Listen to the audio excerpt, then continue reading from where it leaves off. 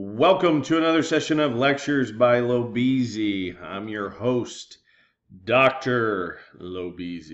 Thanks for watching. Today's episode is going to be on Philip II of Spain, so let's dive right in. So we want to talk about Philip II for a couple of different reasons in this particular section, in this video. We haven't really gotten into absolute monarchs yet. That's something that we will be getting into shortly.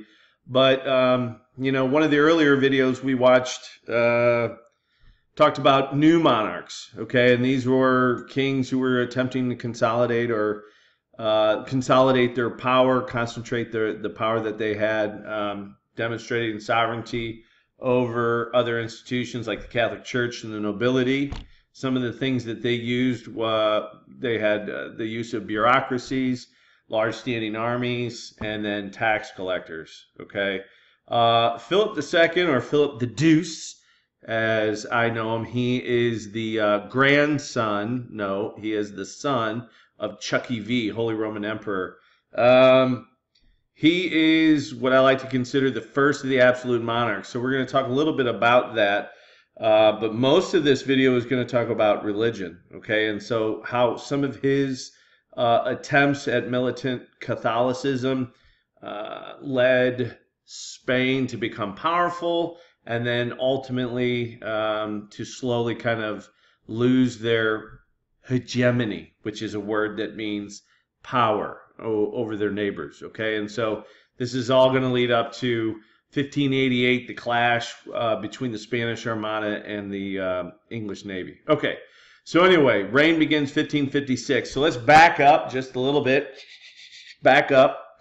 We want to talk about Chucky V. Okay, so in 1555, what happened? Charles V agreed and signed the Peace of Augsburg.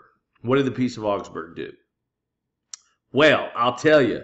It provided each prince in the German territories to decide or to determine the religion of their citizens, okay, or their subjects, and they could choose either between Lutheranism and Catholicism, okay, and this was following some conflict known as the Schmalkaldic Wars, okay, and so this all had to do with Luther, Martin Luther. Okay, so in 1555.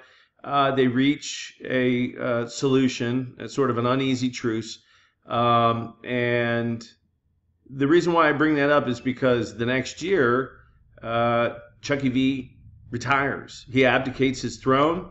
And it wasn't just because of the stress caused by Martin Luther, but there were other conflicts, foreign affair issues that he had to concern himself with. There was a siege of Vienna by the Ottoman Turks. And then the long-standing Habsburg-Valois wars with France, okay? And so all of this stuff sort of wore him out and aged him. And so I guess, wisely, he decided that he wasn't going to just bequeath. That's a fancy word for give. You know, when you sort of die, you bequeath your belongings. He decided that he didn't want to give it all to his son, okay? Because it was sort of too much, all right, his empire, his kingdom. And so what he did was he divided it, okay? So the Austrian lands that he possessed, he gave to his brother Ferdinand, okay? And so this is going to formally begin the split between the Habsburgs. So that's the lineage, that's the dynasty, okay? And so when he abdicates his throne, Chucky V in 1555, or 1556, we see a split of the Habsburg family. So we're going to have now the Austrian Habsburgs, which his brother, that dynasty will begin with him, and then his son Philip will be the Spanish Habsburgs. So throughout the next couple centuries, we're going to have two families of Habsburgs, one in Austria and one in Spain. Anyway, he gave to his son Philip the Deuce. He gave him the Spanish Netherlands, the Iberian Peninsula, which includes Spain and, yeah, that's right, Portugal, and his Italian territories, his lands in Italy, and then the New World. So it's quite quite a bit, very significant amount of land for any one person to control. So perhaps wisely, his daddy split it. Okay, so here we have a picture of Philip the Second, and this is by Titian, a great Renaissance artist who did a lot of portraits, and he also did quite a few portraits of his father, Chucky V. Okay, so I think that's pretty much it. One of the other things that you need to note is that Philip II's reign coincides with the Golden Age of Spain. So starting in 1555 or mid-1500s through the middle of the next century, that's known as the Golden Age or the Golden Century of Spain. Okay, and so literally it means golden because of the gold and silver that's coming from the Americas, the mines there, but also golden because they're wealthy, they're powerful. There's a lot of creative expression, which we'll be getting into in a little bit. Okay, so one of the things that he does that kind of demonstrates him to be a new, not just a new monarch, but an absolute monarch. So the term absolute, just kind of giving you a heads up. I mean, we'll be talking about this in a later unit. But an absolute monarch is somebody who is completely sovereign. All right. So the new monarchs are building that sovereignty. They're building that power. But an absolute monarch is completely sovereign. So that means everyone and every institution is subordinate, is beneath. Okay. So that would include most especially the nobility, but also the Catholic Church or any organized religion for that matter. Okay. So one of the things that he does is he consolidates his power. Now, this is something that his great-grandparents, Ferdinand and Isabella, started, but he is going to sort of finish the job, okay? And so consolidation of power usually means the creation of bureaucracies, okay? And so these are governmental agencies that you use to not only collect taxes, but to perform all sorts of tasks, public works, military, run the military, and as I said, tax collection.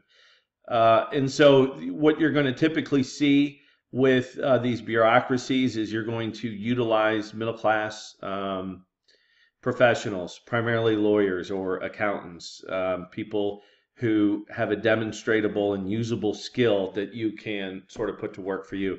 And in return for their service to the state, they usually will get some sort of titles. Okay, and so we're going to see the creation of a new nobility during the age of absolutism. Okay, and so slowly over time, the old nobility is going to lose their sway, is going to lose their influence. Okay, so he was known for being somebody who was very meticulous.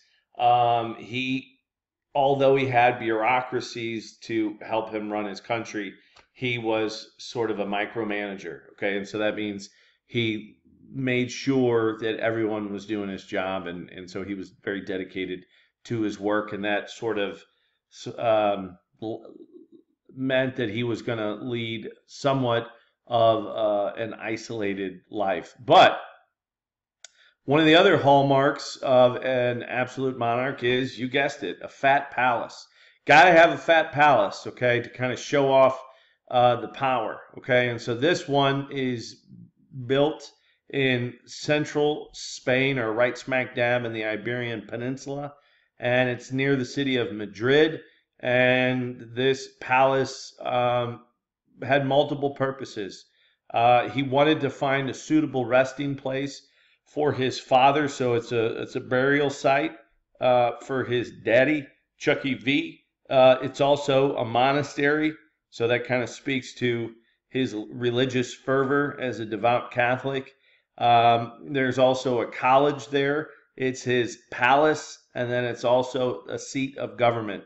So it's a multi-purpose building. Okay, it's quite large. It's ornate, and it's built in the Renaissance style. So both the architecture and the art within, which we'll look at this fat palace, is definitely Renaissance. Okay, noteworthy, he used a very limited number of architects and artists because he wanted to have a unified feeling. Okay, so he didn't want to have a bunch of different artists sort of changing and it getting sort of a creating a disconnected feeling to it. At any rate, so this is the library, and you might notice that these ceiling paintings that we've seen are sort of similar to what we saw with the Sistine Chapel. And the artists that he utilized are sort of late Renaissance artists. All could be considered early Mannerist painters as well. So very similar to what Michelangelo was towards the end of his life. All right, and then also, this is just an outside picture, gardens. That was sort of something that was customary. All right, and then just so you know, all of the absolute monarchs that we'll be discussing will have fat palaces, but none will have a fatter palace than Louis XIV at Versailles, okay, including his gardens. All right, so anyway, worth noting. I don't know. Let me go back here. What did I say were his top goals? Well, one was to consolidate his power. I know that. And then the second was to champion Catholicism in Europe. Okay, so he is going to, and that's where that vocab term militant Catholicism comes in. All right, so defending Catholicism throughout Europe. That's sort of we're going to see that everywhere. Okay, so I don't know if that does a very good job of explaining it, but that's what the goal is. Third goal, defend Catholicism against the Muslims. Okay, and so this is where he has his significant victory, naval battle, the Battle of Lepanto. He wasn't there, but it's his navy. His half-brother, Don Juan, is the one who I think leads the navy. All right, so it's a combined force of Spaniards and some Italians, the Venetians, who are involved in trade and being chased out by the Ottomans. Okay, so they're trying to reduce and push back and shrink the Muslim influence in the Mediterranean Sea. So they have success. This is October 1571, 230 warships, and they inflict heavy damage on the Turks. Okay, killing 30,000 Turks and sinking the vast majority of their ships. Okay, so the Muslims or the Turks are down but not out, so they will sort of reconstitute later on and become a threat once again. But for the time being, 1571, this sort of sends a message to the rest of the European powers not to mess with Spain. So the symbolic nature of that battle, the symbolism of the Battle of Lepanto is that they are a hegemonic power, or they're just the big boys on the block, so don't mess with Spain. Okay, what else? Fourth goal, to advance Spanish power in Europe. Okay, and this is the one he sort of succeeds in, well, at least two of them, half his goals. So the consolidation of power and then chasing off the Muslims. He doesn't do a whole lot to, flip Europe back to Catholicism, nor does he do a whole lot to advance Spanish power in Europe. In fact, he does the opposite. He nearly bankrupts his country. Well, he does multiple times, actually. But fortunately for them, they had a lot of gold and silver still coming in from the New World, so they were able to recover from that and come back. But he, I guess, the legacy of Philip, and I'm already kind of tipping my hand here and getting ahead of myself, so I need to slow down, but I'm going to go ahead and say it anyway, is his legacy is like, other monarchs will demonstrate this point very well, including Louis XIV, who I mentioned earlier, bankrupting one's nation through costly wars. All right, so we're going to see, because the nature of warfare is beginning to change, starting in the 17th century and the 1600s, and the biggest thing is we're starting to see more professional armies and larger forces. And since they are larger, they're much more expensive. Okay, and so the nature of warfare is much more expensive, and we're going to see, like never before, countries really kind of getting behind their war machines and creating lots of weapons and fielding very, very large armies. Okay, So it's not uncommon to see 20, 30, 40,000 men on the field of battle per side, and so that's going to be very costly. Okay, and so Philip and others will learn the lesson that warfare, certainly demonstrates your power, but you've got to be careful, because if you overuse it, you can bankrupt your nation and do more good than or damage than no more harm than good. All right, so one of the things that we want to talk about with the Spanish economy, as I mentioned, it's very much dominated by the importation of gold and silver. Okay, and so that is going to create problems economically, because that's going to lead to inflation. So I'm not too sure what your understanding of inflation is, but it's actually the devaluing of currency. So it's a matter of supply and demand. So if this, well, really just supply. So if the supply of gold currency is low, then the value of that currency is high. If the supply of the currency is high, then the value is low. So it's an inversely proportional relationship. Okay, so when you flood the markets in Spain with too much gold and silver, then the value of the currency is going to go down. Okay, so that means the purchasing power, the ability of you to buy things, okay, goods or services with that currency, your ability goes down. Okay, so that you're going to have to use more money. Okay, so what we start to see is inflation going upwards. So if inflation is going up, that means the value of currency is actually going down. So I don't know what your understanding of that is, but hopefully that helps. It should. Hopefully this is not the first time.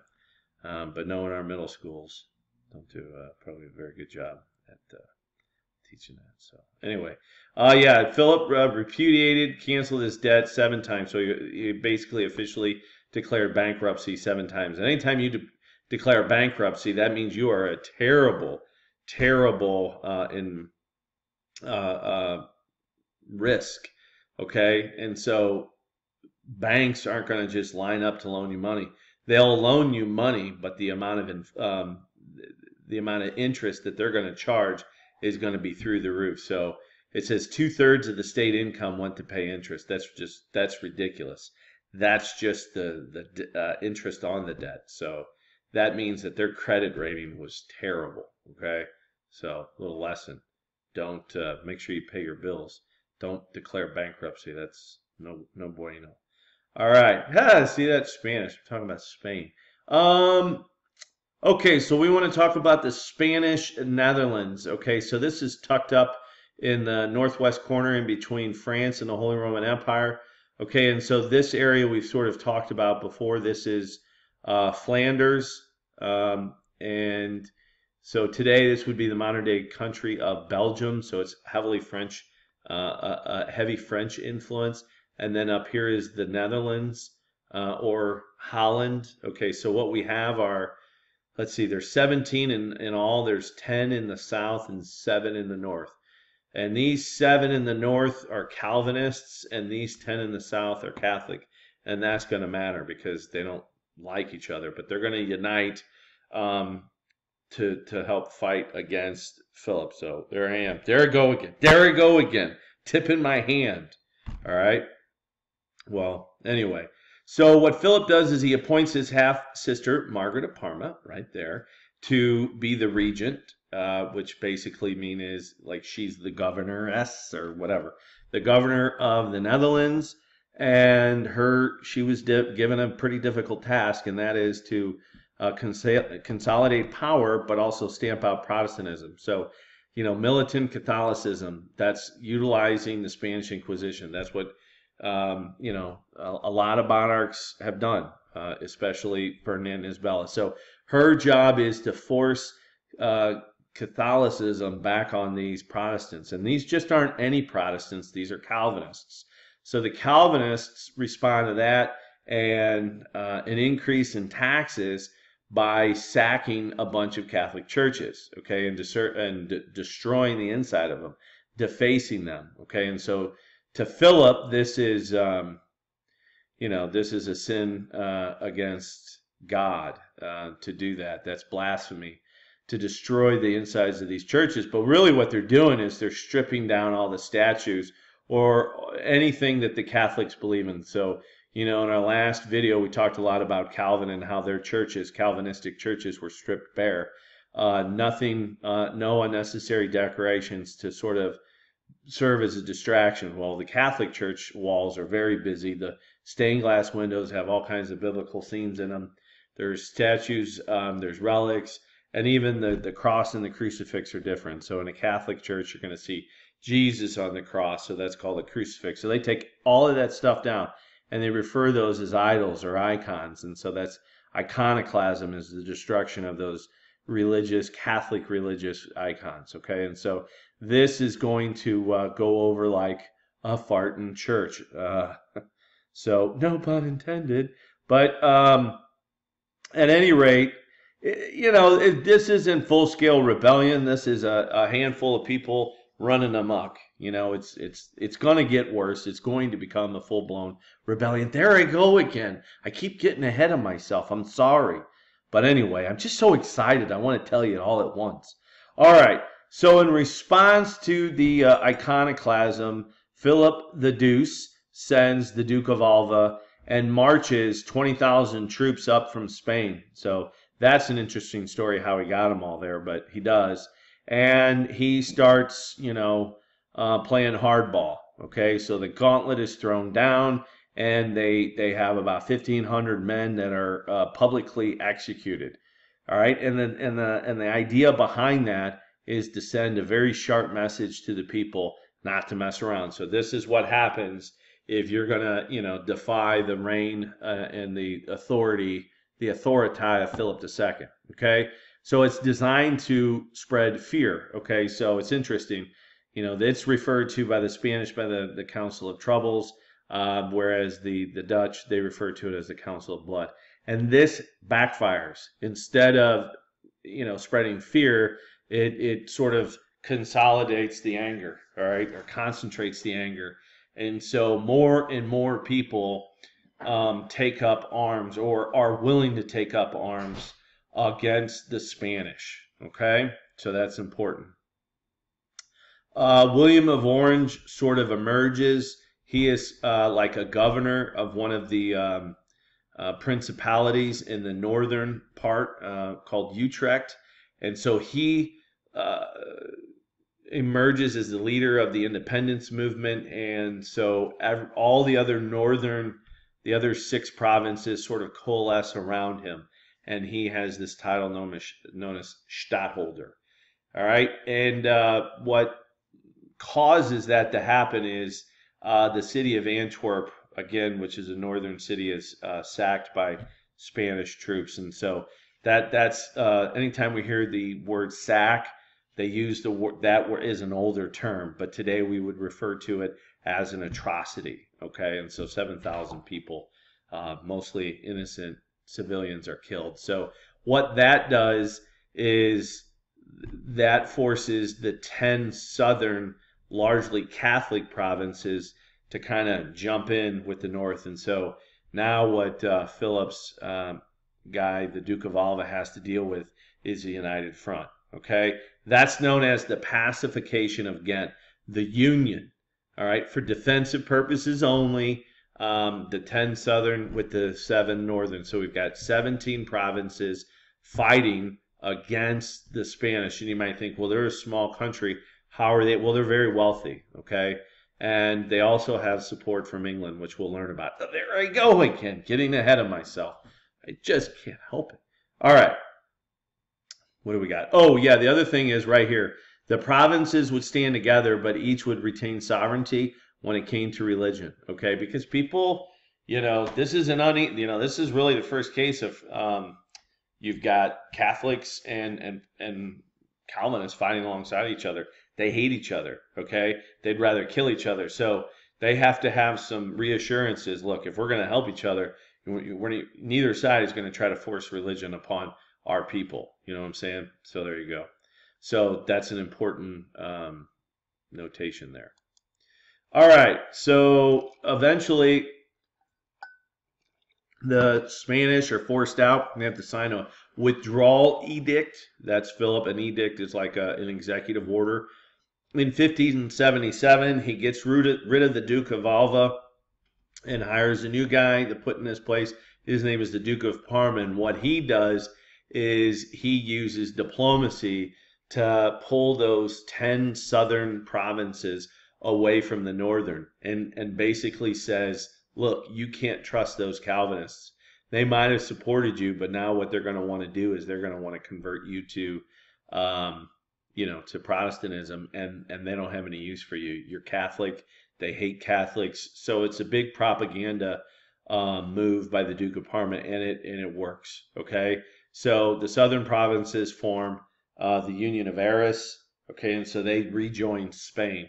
So now the northern provinces have to fight by themselves. Okay, so the 7 of them link up in the Union of Utrecht, and the fighting resumes. Okay, so this is going to continue for a while, and what we're going to see through the 1580s is the entrance of England into the fray. Okay, and so might as well talk about that in just a second. So 1609, this is when the Spanish are finally driven out, all right, of the Netherlands, and so that's what the territories are. So, well, they're driven. The Spanish are driven out of the northern half.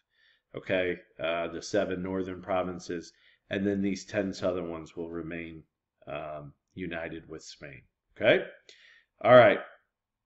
So they collectively at the beginning, this was all the Spanish Netherlands, but in 1609, only the 10 Catholic will be the Netherlands, or the Spanish Netherlands, and then this is sort of known as Holland, or the United Provinces. Okay?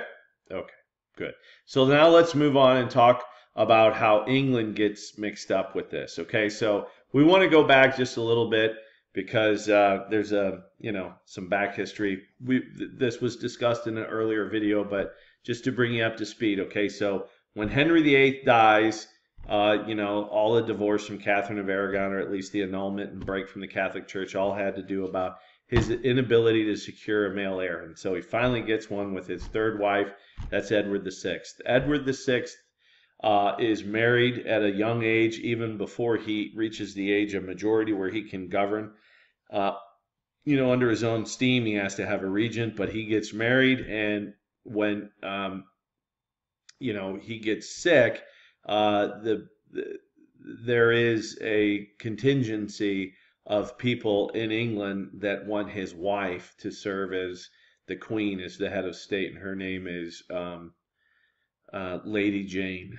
Okay, and that is because they know that Mary, who's the eldest daughter, is and this is Catherine of Aragon's daughter, is Catholic, and so they don't want a Catholic monarch. All right, but that fails, and ultimately Mary comes to the throne. And as mentioned in a previous video, she reestablishes Catholicism, has 280 or so leading Protestants burned at the stake, and that's how she gets the nickname Bloody Mary.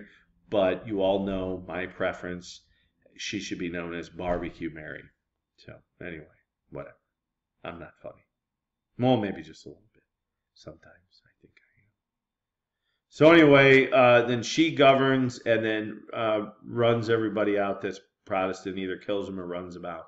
And then, wow, look at that. That's Elizabeth, okay? So both Edward VI and Mary have very short reigns, and that's followed up with the last of the Tudors. That's Elizabeth I. She's going to have nearly a 50-year, so it looks like, 45-year reign, okay?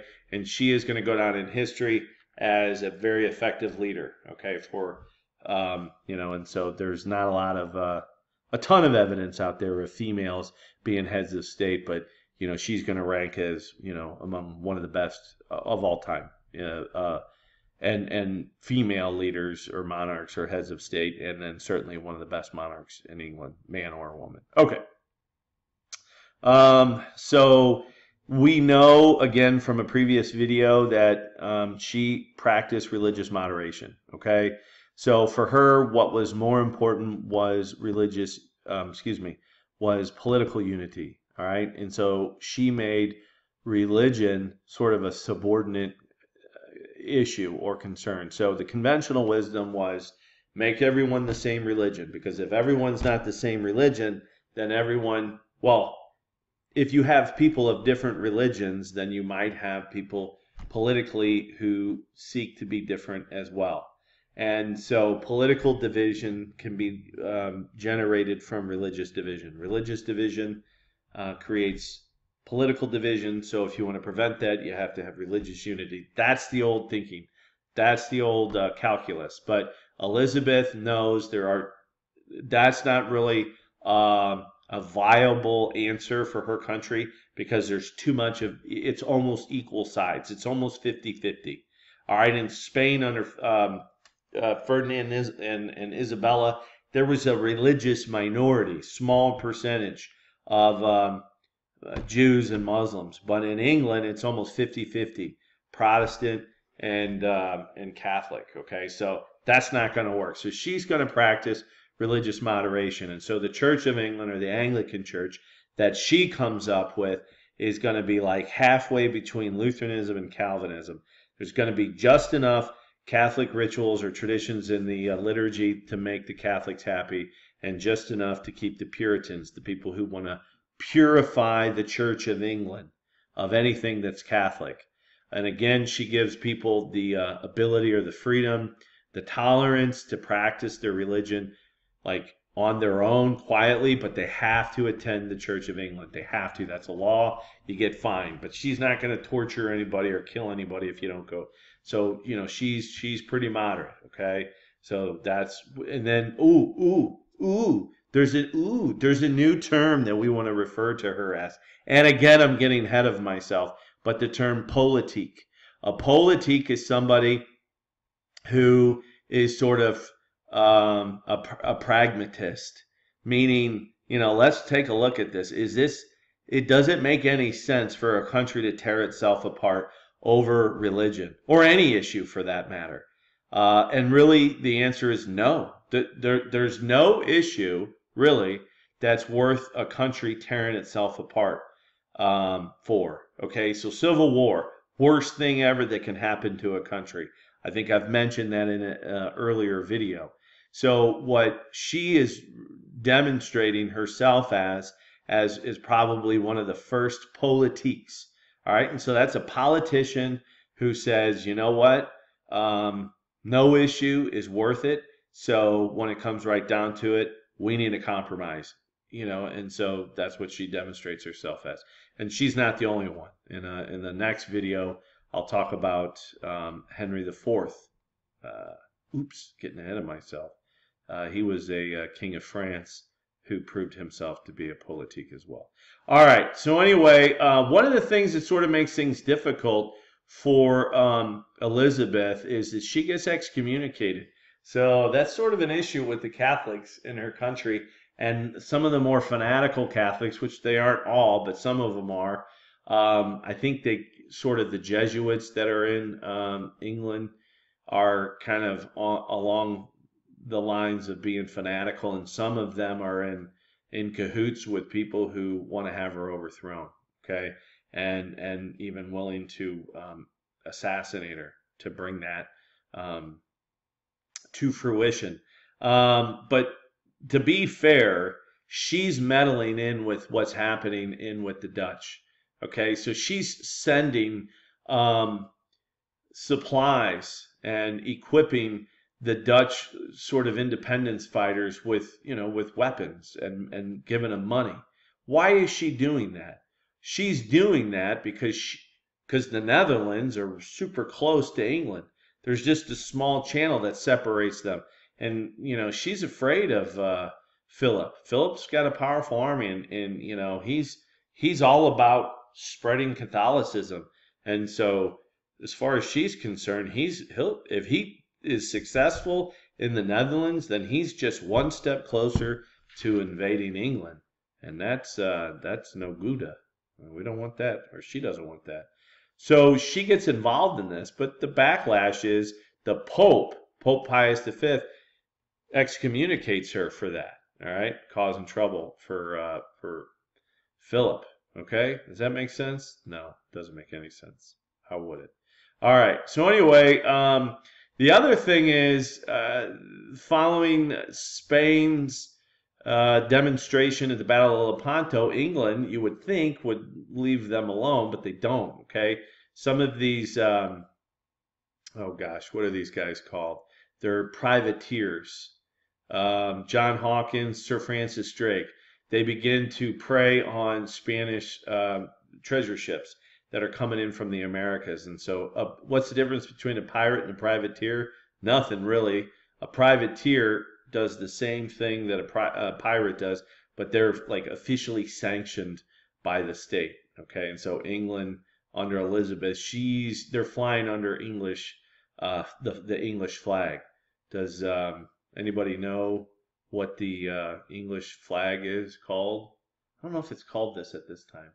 It may not be. The Union Jack. That's the United Kingdom. So I don't know exactly.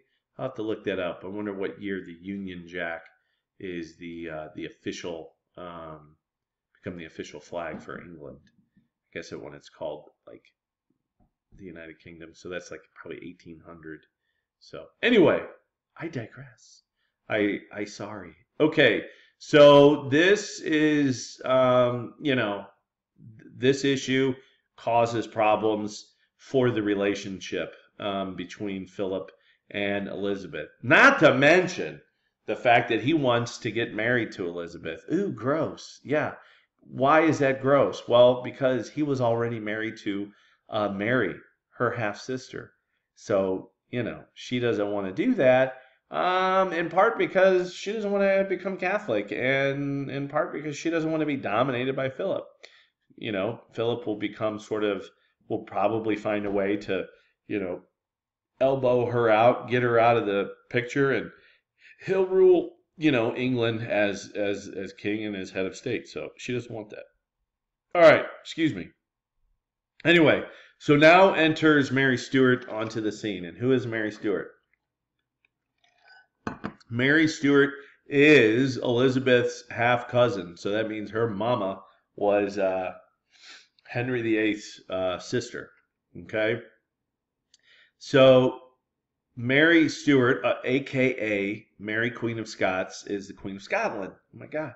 And so something happens to Scotland. Oh, wait a minute. Mary is Catholic. Okay, so that's important to know. That's going to have a major, yeah, that's definitely related to the story here. Okay, so during the Protestant Reformation, we know that John Knox brings Protestantism or Calvinism to Scotland. All right, and so it becomes the official religion in 1560. Okay, and so what that means is the Episcopalian church, nope, Presbyterian. Sorry, in Scotland it's Presbyterian. Becomes the official religion. Now that's problematic for Mary because she's Catholic, but she's allowed to stay.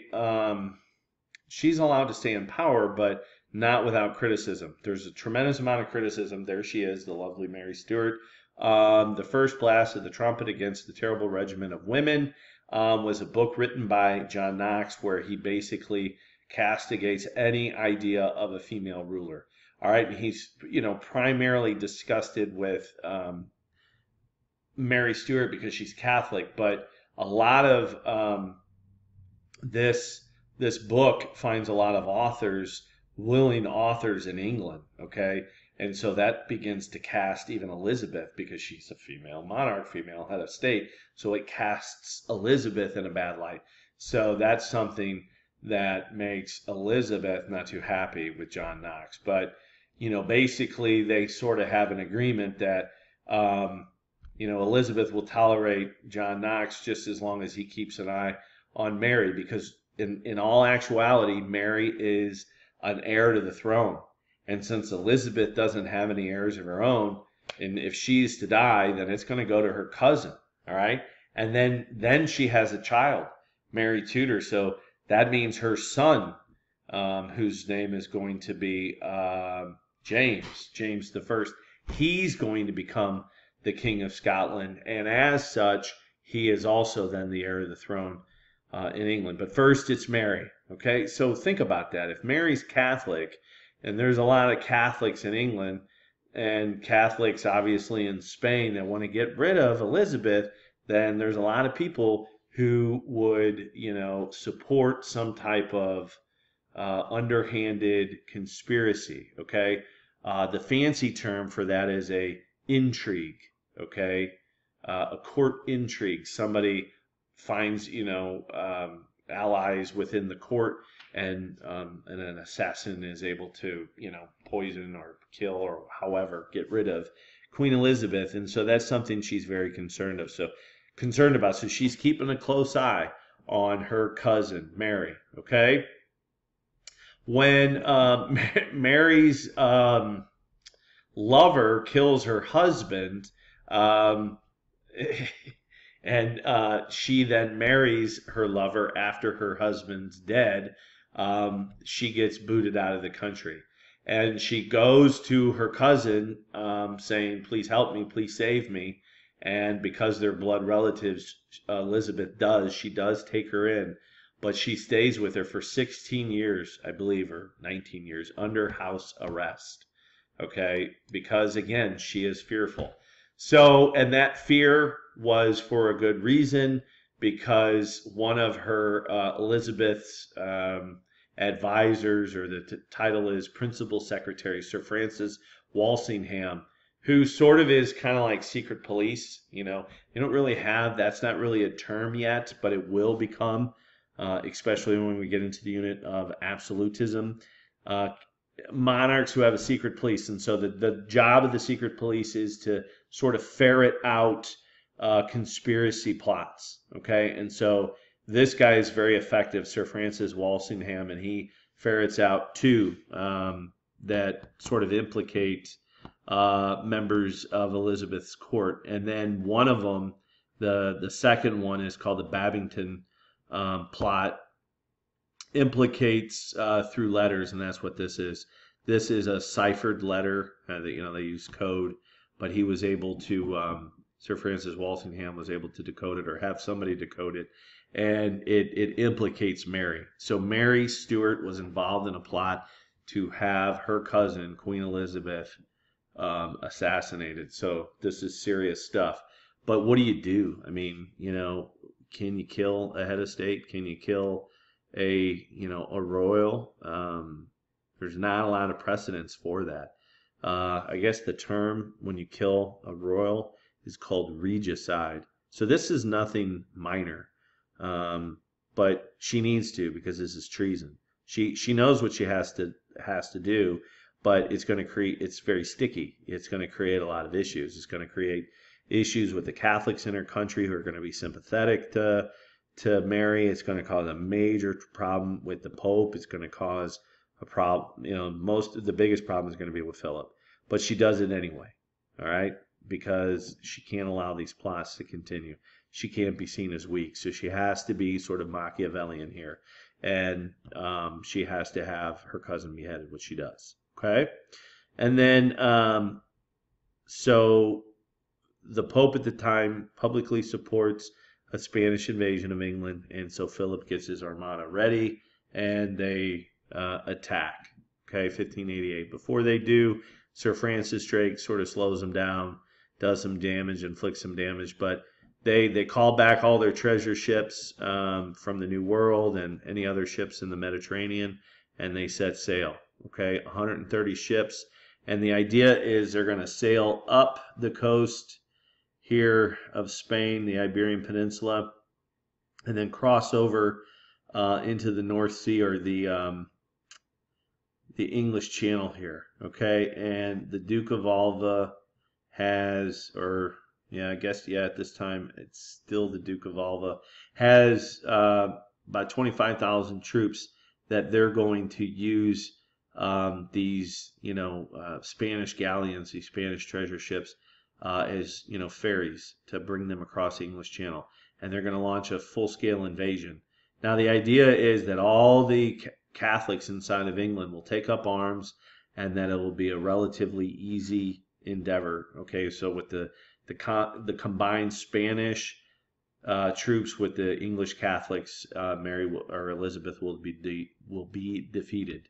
But the Dutch help out. They block the ships, and then the real advantage is to the English. Okay, because they have smaller ships. They don't have these large treasure ships like the Spanish galleons are. So their ships are swifter, more maneuverable, and they also have longer range cannons. So they have superior cannons. And so that's enough to defeat. They also sail some fire ships. Okay, that's, I mean, just exactly what it suggests. They like waited until the Spanish were kind of docked for the night, I guess, and then they snuck some fire ships in, and before they could raise their anchor and get out of the way, it inflicted heavy damage. So the result is they have to escape through the English Channel, and they're being pursued all the way, and they're facing foul weather, and so they lose the majority of their fleet. Only half of them make it back.